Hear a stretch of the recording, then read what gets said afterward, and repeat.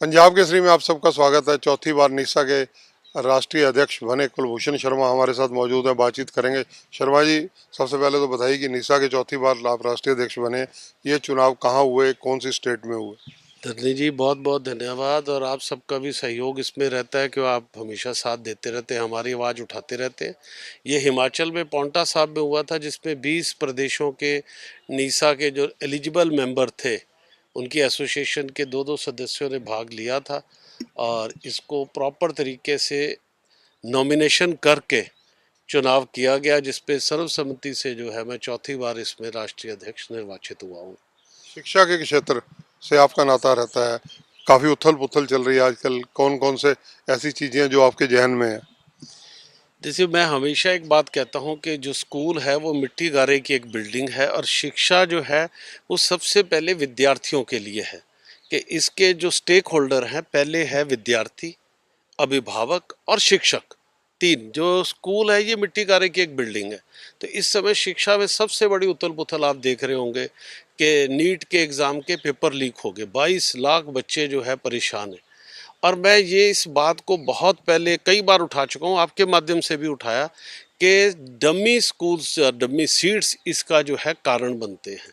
क्योंकि यहाँ से ये जड़ जो है, यहाँ से शुरू होती है बुराई, और ये धीरे धीरे बढ़ती हुई इलीगल छोटी छोटी कोचिंग, और उसके बाद ये संगठित कोचिंग, जिनका हेडक्वार्टर इस समय जो है सीकर में बना हुआ है, और जिसका बजट जो है सेंट्रल एजुकेशन बजट के बराबर, यानी पैरेलल सरकार चल रही है इसकी कोचिंग की। अब वहाँ से पेपर लीक होना बहुत स्वाभाविक है, जब कोई एक संस्थान इतना मजबूत हो जाता है संगठित होकर। और उसका आधार क्या है? Dummy seats, illegal seats. और उस वो किसके कारण हो रही हैं? सीबीएसई बोर्ड को हमने बहुत बार कहा है, हरियाणा बोर्ड, स्टेट बोर्ड्स, ये सारे बोर्ड उसके जिम्मेवार हैं, जिनका काम परीक्षा कराना था। वो ऐसे इलीगल और मल प्रैक्टिसेस में पड़ गए, जिससे एक तरफ इलीगल कोचिंग का जन्म हुआ, और वो अब उनके लिए जो है करोड़ों रुपए देकर ये पेपर लीक करवा कर, और जो बच्चे सपना सजोए बैठे होते हैं, 22 लाख बच्चों का सपना था। मैं कहता हूँ, अगर पेपर लीक होकर बच्चों को मिल भी गया, एबीसी अमाउंट, कोई भी अमाउंट 22 लाख बच्चों को मिल जाता है, तो क्या 22 लाख बच्चे डॉक्टर बन पाएंगे? बनेंगे। फिर जितनी सीट है 1 लाख, यानी बच्चे पहले डमी सीट के पैसे दें उनके अभिभावक, फिर वो कोचिंग के ऊपर लाखों रुपए खर्च करें, फिर वो पेपर लीक हो जाए और जिनको मिला वो उसका पैसा दे। तो जो गरीब, जिसने पहले तो कोचिंग नहीं ली, वो कहाँ जाएगा? उसके पास तो ना कोचिंग आई, ना लीक हुआ पेपर आया। तो एक कितनी बड़ी अव्यवस्था शिक्षा के क्षेत्र में है, जिसको संभालने का जिम्मेदारी जो है सरकार की। और ये वैसे तो मैं कहूँ परीक्षा बोर्डों की थी, बस सीबीएसई परीक्षा बोर्ड ना बनकर कुछ और ही बनकर रह गया। उसको सिर्फ अपनी परीक्षा पे कंसंट्रेट करना चाहिए था। वो कभी टीचर ट्रेनिंग देने लग गया, कभी वो कहता मैं एफिलेशन की चेकिंग करूंगा। अरे भाई, आप कंसंट्रेट होकर, एक मत होकर सही परीक्षा करवाएं।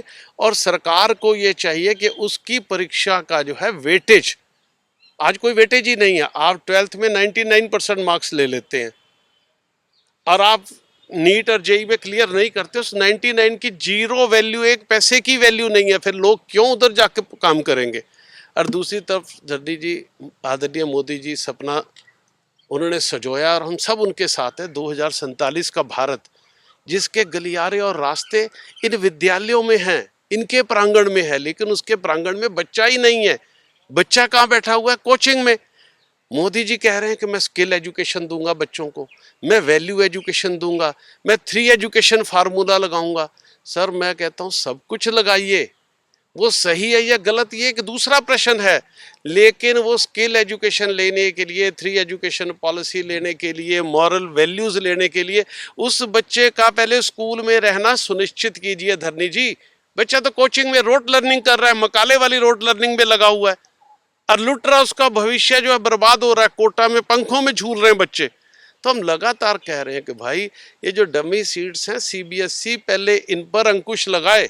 जिस दिन ये डमी सीट्स पे अंकुश लगा, डमी कोचिंग्स, जो इलीगल कोचिंग, उन पे अंकुश लगाने, उनको रेगुलेट करने की ज़रूरत है। शिक्षा की व्यवस्था में बहुत सारे मूलचूल परिवर्तनों की ज़रूरत है, अन्यथा इसी प्रकार पेपर लीक होते रहेंगे, और एक दिन बच्चों का विश्वास इतना टूट जाएगा, वो कहेंगे पढ़ के क्या लेना है, पेपर तो लीक होते हैं। आज वो कोचिंग का सहारा ले रहे हैं, फिर वो लीक पेपर को ढूंढते फिरेंगे कि क्यों पढ़ना है, कोई लीक पेपर मिल जाए अपना भविष्य बना ले। तो ये एक बहुत बड़े चैलेंजेस इस समय हमारे सामने भी हैं। हमारा सरकार से निवेदन है, आदरणीय प्रधानमंत्री जी से आपके द्वारा निवेदन है कि शिक्षा व्यवस्था पर खास करके ध्यान दिया जाए, ताकि इस देश के नौनिहाल जो आने वाले भविष्य हैं, 2047 के जो नागरिक हैं, 2047 का भविष्य जिनके कंधों पर है, वो सुरक्षित हों और उनका देश पर सब पे विश्वास हो। इसके अलावा हरियाणा के कौन कौन से मुद्दे हैं जो आने वाले दिनों में आप उठाने वाले हैं? देखो, हरियाणा में बहुत सारे मुद्दे हैं। 10 साल के बाद कहा जाता है कि रिव्यू कराना है स्कूल्स को, और मैंने आदरणीय निदेशक जी को, शिक्षा मंत्री जी को भी पत्र दिए हैं, मुलाकातें भी की हैं कि बहुत सारे स्कूल ऐसे हैं जिन्होंने अभी मान्यता ही नहीं ली है और वो चल रहे हैं सीबीएसई के द्वारा, और उन्होंने किसी प्रकार से राज्य सरकार से कोई मान्यता नहीं ली, कोई प्लेज मनी नहीं दी। और दूसरी तरफ जो छोटे छोटे स्कूल हैं, उनको 10-10, 20-20 लाख की प्लेज मनी देने के लिए भी मजबूर किया जा रहा है। उनको कह रहे हैं कि आप मान्यता भी लें और मान्यता को रिव्यू भी करवाएं दोबारा से दोबारा, और जिन्होंने ली नहीं है उन पे सरकार खामोश है। तो मैं आपके द्वारा शिक्षा मंत्री जी को भी बताना चाहता हूं कि इस तरह के विद्यालयों पे वो जो है विभाग से जानकारी लें कि जो हम कह रहे हैं वो किस प्रकार के विद्यालय हैं और इसके साथ ऐसा क्यों हुआ है। इसके अलावा और कोई विषय और कोई चर्चा जो आप हमारे माध्यम से आम लोगों तक पहुंचाना चाहते हो? देखो, राइट टू एजुकेशन में जो बात चल रही है बच्चों के दाखिलों को लेकर, हमने कभी भी इसका विरोध नहीं किया। ये गलत परसेप्शन बनाई जाती है, नैरेटिव सेट किया जाता है। 2015 से अभी तक 134 का पैसा नहीं आया।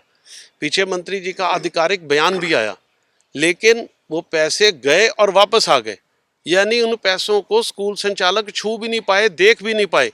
वो कागजों में गए और कागजों में दोबारा वापस हैं। स्कूल संचालकों को 2015 से पैसे नहीं मिले हुए। तो आरटी तो एक अलग बात है। अगर ये नीति नियत से लागू करनी है, अच्छी नीयत से लागू करनी है, तो इसका पारदर्शी सिस्टम मैकेनिज्म बने और भुगतान का भी जो नियम है वो आरटी के जो एक्ट के अनुसार है। 3 महीने और 6 महीने का प्रावधान है। तो आप तो जो है 20 साल के बाद देंगे, तो आप कहें कि जो है प्राइवेट स्कूल जो है मनमानी करते हैं। तो कौन मनमानी कर रहा है? कानून की मान कौन नहीं रहा? हम तो मान रहे हैं, आप कानून की ना माननी कर रहे हैं। हम तो कानून मान रहे हैं, आपके आदेश मान रहे हैं, आप कानून की ना माननी कर रहे हैं। कौन कर रहा है? क्या विभाग कर रहा है, या सरकारी जो है मंत्रालय को इसका पता नहीं है, या जो है जानबूझकर किया जा रहा है? ये क्यों किया जा रहा है, ये सोचने का विषय है। आज देश में इस प्रकार की किसी प्रकार की तंगी नहीं है।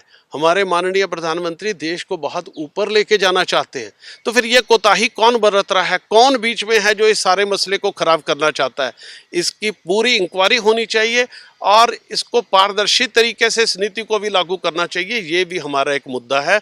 और जो पेमेंट है वो 200, 400, 600 नहीं, आरटी का जो पेमेंट है 1700 रुपये के हिसाब से, 17,000, वो पेमेंट करें ना।